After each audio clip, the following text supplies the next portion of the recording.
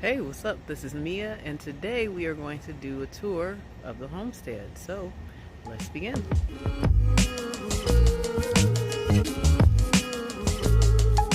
Okay, so before we do the tour, I want to start off by saying thank you, and thank you. The last video I did, I had talked about what was eating my cabbage, and quite a few people jumped up and gave me insight on what I could try, what I could do, what it could possibly cause it, stuff like that. And I just want to say thank you. I really appreciate that. I learned so much from what could have caused the cabbage worms to solutions such as neem oil, cayenne pepper, garlic, minced garlic. Man, it's just been crazy. So I really appreciate all that insight. Thank you so much. We are celebrating two things. One, I'm celebrating my 20th video. This is probably my 21st, but I'm celebrating my 20th video, and I'm celebrating that we are almost at 100 subscribers. So thank you so much. I'm just so happy. I am so happy. So thank you for those that have subscribed. Thank you for those that have been rolling with me from video 1 up to video 21. My next goal is to get to 500 subscribers, and I would like to do something special for that. Probably a giveaway or something, but stay tuned. It'll get to that point and I'll let you know. Now to the garden tour. We got some vegetables growing, right? And I'm trying to make sure I'm not falling over this tree. But we also got fruit growing too. So before I get smacked in the head with this branch, let me turn around and show you. Last time we checked, I showed you some little plums that was growing on my plum tree here. Now it is getting to the point where them bad boys are getting in effect. Look at that. They are growing bigger and bigger. I am so excited. So sad point is, let me get you out my nose. So the sad point about this is, my blueberries, after I did the video on the blueberries, them daggone birds done got me. It was like they was waiting on me to go in the house. You know what I'm saying? They got me this time, but they won't get me next time. I do want to kind of get one of these plums though. I might end up fighting one of them this time. So hopefully there's a bunch of them growing on here. I don't know. We'll find out. But we got that growing. Next, I want to show you my blackberry vines. Now remember when I bought them, they were very small and low down to the ground. Man, that rain has done something to these blackberry vines to the point where them suckers are just coming through. They came through the fence line and I have to kind of weed them through. But now they are growing almost taller than a fence that I thought was going to be too tall for them. And then also you can see little things under there, or little blackberries under there like that over there that are growing. Look at that. And both of them are producing blackberries. This is the second one. It's producing blackberries as well, and this thing is growing like crazy. So over here we have our garlic and our onion. We put some compost in there, so we knocked some of them over. But it looks like it's just about time to harvest because the stems are starting to turn brown. And I'm waiting until they all die down, and then I'm going to pull them out and let them cure for about a week or two. The banana palm we tried this year, we didn't want to just have an empty compost bin, so we just decided to stick a banana palm like right in the middle of it. Now I don't know if it's a hardy banana palm, which means is it going to return back next year, but I will tell you what, this palm loves all the compost that we're putting in there. Like, it is just sprouting beautifully. So in this area we have a lot of plants that actually did really well. We have our red potatoes that are just about done right down there. The southern one, these were actually store-bought potatoes that were dying and are going bad, and I just put them in there. They didn't come back, but that's okay. Over here you have our sweet potatoes that are doing good. We'll harvest those when those die. And then we got our russet potatoes right here that are just about ready to come out. So I'm waiting all those stems to die. The other pots didn't do so well. However, the carrots are coming up with a vengeance. I am so happy. I did these from seeds, and these were actually old seeds that I thought have died. Sidebar. So you notice I constantly mention something about using a lot of old seeds. Since this was my first year doing the full-fledged homestead, I didn't really want to overspend. So what I did, I actually got a lot of seeds. I had a lot of seeds in my basement or in my home. A lot of seeds were given to me. I picked up, people were giving away seeds. And I said, you know what, that's the cheaper route. Let me get an understanding of how things are done. And then next year I know to order in advance and order in bulk so I can know what I like. Now let's talk about these grain bangs right quick. As you can tell, they're doing great. And if you get close, you can see they will already start producing green beans. Isn't that great? Give you a better look of how it looks in the back. What I did was take some twine and I tied it on each corner. And I pretty much did like a tic-tac-toe design. And I used some sticks for the green beans to grow up on. And actually they're doing pretty good. Some of them gripped onto the trellis, some of them gripped onto the twine, others gripped onto the stick, and either way they're going all the way up to the top. So we will have a video where I actually harvest the green beans. Now we have our 3 garden beds in the middle. So I've already showed you about the cabbage. And it's interesting, I'm leaving it like it is because there is cabbage still developing. The cabbage heads are still growing, so I just kind of want to experiment and see how that turns out. But I already showed you how those cabbage worms really tore into these cabbages. Now you see the space in the middle? That's all empty because I literally harvested all the spinach. It was delicious. So I don't know what I'm gonna put down there just yet because it's starting to get warm. Then we got the Swiss chard. It's growing back really well. We had tons of salads with that. My kale is coming back. This large kale is coming back. And we're going to snip off the pieces that the cabbage worms have eaten. But we've harvested some of that as well. Use it in smoothies and salads and all that good stuff. And then we have our salsa bed, I like to call it. Now if you notice, we were able to put compost. Remember in our past video, it was actually some wood chips on this side because we extended the garden beds. We got some compost, free compost, and we were able to fill the garden beds. So hopefully they'll do the plants some justice as well. Now you see our cilantro growing, our parsley is growing, our marigold is back there. Our jalapeno plant is growing. That's good because that came from seed. So you see our green pepper plants are growing. What I need to do with the green pepper plants is I actually need to go in and snip and prune the bottom of them so that they won't get any disease and all the energy can go to producing the plants. And we're waiting, now we're waiting on it to flower. Over here is our basil. It's doing beautifully. And then on the back here, we have 3 different types of tomatoes. We have our cherry tomato, which is growing massive. It's just as tall as me almost. We got cherry tomatoes. In the middle here is our beefsteak tomato. Right here is our green Spanish tomato. And as you can tell, it's starting to flower. So hopefully we get some tomatoes pretty soon. Okay, so don't make fun of me on this box. I did not get to weeding it all the way out, so it's kind of a little tacky right now. But we have our garlic growing. This is our garlic. If you see growing up, the vine is our cucumber vine.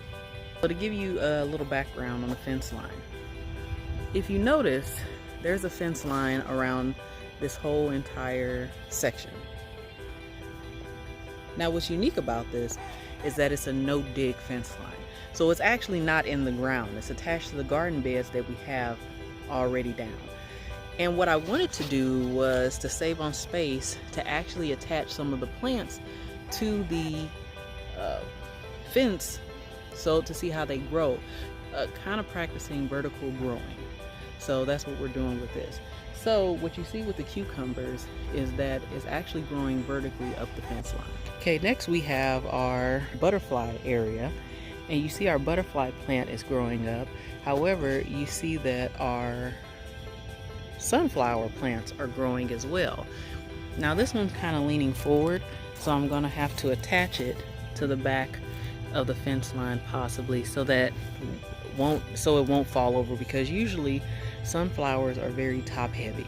Next is our other tomatoes. They are starting to flower and they are growing like crazy. Now, as I mentioned, I would say about 80 to 90% of these plants have been started from seed. So that means I started them in the house, or I came out like in February, March, to really put them in the ground. Wait, pause. Look at that. They are starting to produce tomato. This is amazing. So, hello, it's me again. I am freaking ecstatic that my tomato plants are starting to grow. I was so afraid if my tomato plants, or my plants in general, weren't going to grow, because when I tell you I rigged me a garden, a seeding area, seed sprouting area in my front room. I gotta show you the pictures, it's gonna pop up. But however, I took my photo lights, I was putting stuff together, I used a metal shelf. It was serious. So I was really hoping these would take off, and to see all these plants taking off really makes me happy. So we got tomatoes. What? I'm just so happy.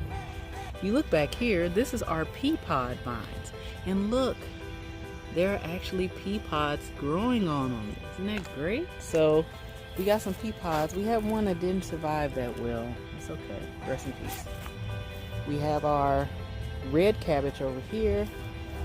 Okay, so now in the middle right here, this was an experiment. This is actually called dinosaur kale, and to my knowledge it gets really tall, I believe. So we're gonna see how it does. Hopefully it grows up and gets real tall, and we can taste it and see how it tastes.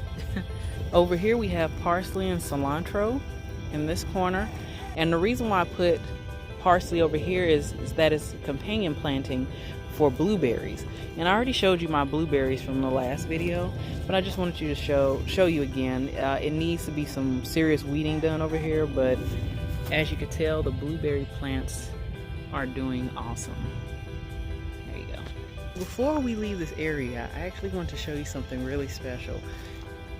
My goal is to make it very rustic in this garden, and we try to find a lot of natural things that we can repurpose instead of buying stuff brand new. So we needed some seats in the garden, just to sit down, take in the fresh air, just take a sit and chill, you know. And one of the things we use instead of buying chairs is that we decided to repurpose some tree stumps. We happened to see these on the street and they didn't want them, and we picked them up and actually turned them into chairs. So now you can sit down while you're in the garden. And if you notice, we have 3 of them in 3 different areas. So you can just choose your area that you want to sit. And we tried to make sure they were in very shady spots. So that's our new addition. This is actually the wild side of the yard. And the main purpose is to really bring in a lot of butterflies and bees and just any other pollinating insect.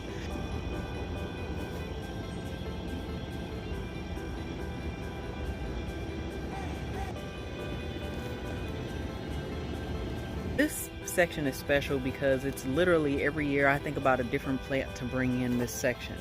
This year, because of COVID, we weren't really able to go to the sales that we go to get all the butterfly and native plants, because that's what we put in this area. We put a lot of native plants to Missouri in this area.